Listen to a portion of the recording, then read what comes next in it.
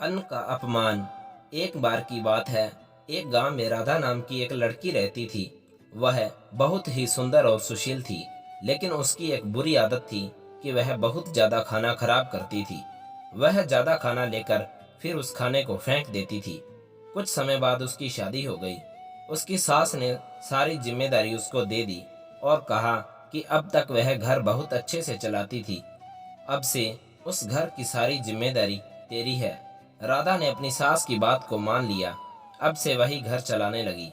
उसके बाद से वह अपने पति से बार बार कभी चीनी, कभी चावल और कभी दाल मंगवाती रहती थी। जब उसकी सास को इस बारे में पता चला तो वह राधा को बोली कि तुम महीने भर का राशन एक बार में क्यों नहीं मंगवाती। राधा ने कहा कि वह सारा राशन एक साथ मंगवाती है, लेकिन वह कम पड़ जाता है। यह सुनने के बाद राधा की सास ने यह पता लगाने की कोशिश की कि राशन आखिर जाता कहाँ है। अब उसने रसोई में थोड़ी नज़र रखनी शुरू कर दी।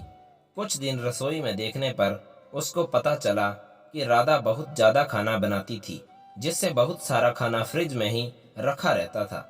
उसने राधा को खाने की अहमियत के बारे में सिखाने की सोची। एक दिन उसने राधा को बुलाकर कहा कि हमारे पहले वाली नौकरानी के बच्चे की तबीयत ठीक नहीं है, मुझे वहाँ जाना है, क्या तुम भी चलोगी।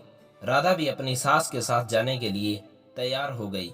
अपनी नौकरानी की बस्ती में जाकर राधा की सास ने कहा कि मैं अभी उसके घर का रास्ता पूछ कर आती हूँ। इसके बाद राधा कुछ देर के लिए वहीं खड़ी रही।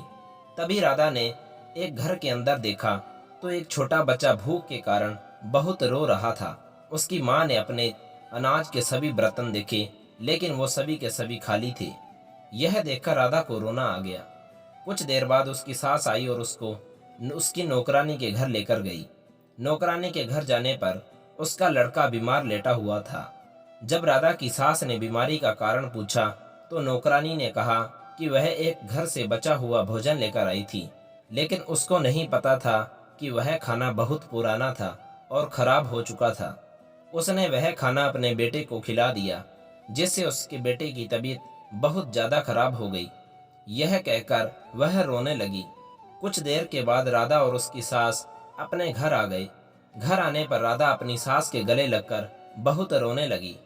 जब उसकी सास ने उसके रोने का कारण पूछा तो राधा ने बताया कि मैं खाने को कितना बर्बाद करती हूँ और किसी को खाने के लिए 2 वक्त की रोटी भी नहीं है। उसने इतना भी कहा कि अब से वह खाने को कभी बर्बाद नहीं करेगी। राधा को खाने की कीमत महसूस होने पर उसकी सास बहुत खुश हुई।